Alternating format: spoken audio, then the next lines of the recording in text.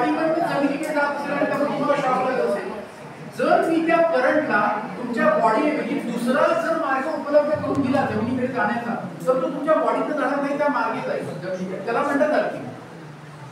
त्यामुळे अर्थिंग असलेल्या उपकरणाला शॉक लागत नाही असं मी म्हणणार नाही, तर त्या शॉकची तीव्रता ही खूप कमी असते. म्हणून आजकाल बहुतांश सगळ्या इक्विपमेंट्स मध्ये ज्या पिना असतात त्या 3 पिन असतात. 3 पिन म्हणजे काय, एक फेज, एक न्यूट्रल आणि तिसरी अर्थिंग.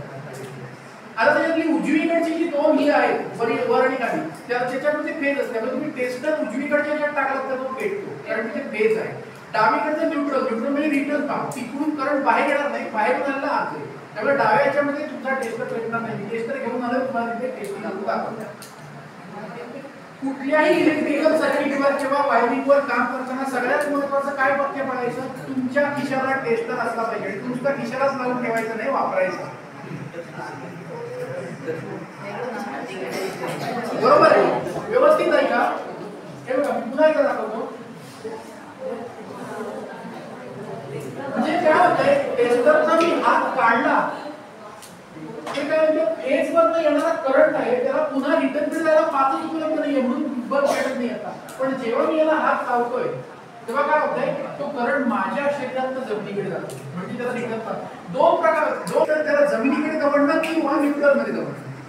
मग इथे कुठला पर्याय त्याला मिळालाय, न्यूट्रल नाही, अर्थिंगचा पर्याय मिळालाय. म्हणून म्हणजेच थोडक्यात तुम्ही टेस्टर वापरून एखाद्या ठिकाणचा सप्लाय चेक करता तेव्हा तुमच्या शरीरातून करंट पास होत असतो, पण तो इतका कमी असतो की तुम्हाला शॉक लागतो. बघा आता काय बंद आहे.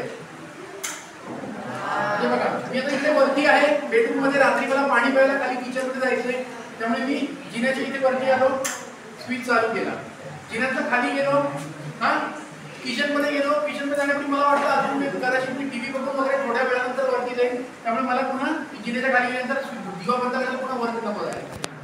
बंद केला, किचन मध्ये गेलो, मोबाईलवर थोडा टाइमपास केला, पुन्हा आता मला वरती जायचंय. इकडे आलो, स्विच चालू केला, दिवा बंद झाला, इकडे वरती आलो, दिवा बंद केला, निघून गेलो.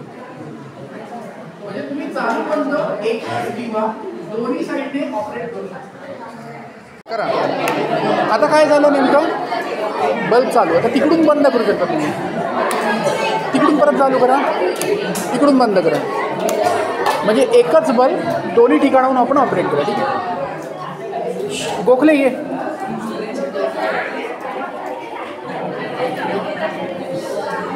कळलं, डेमॉन्स्ट्रेशन करा, करा चालू.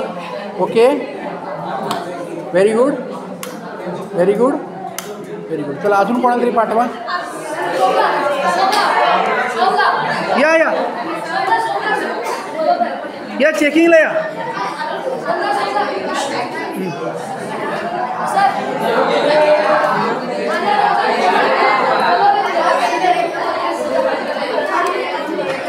ओके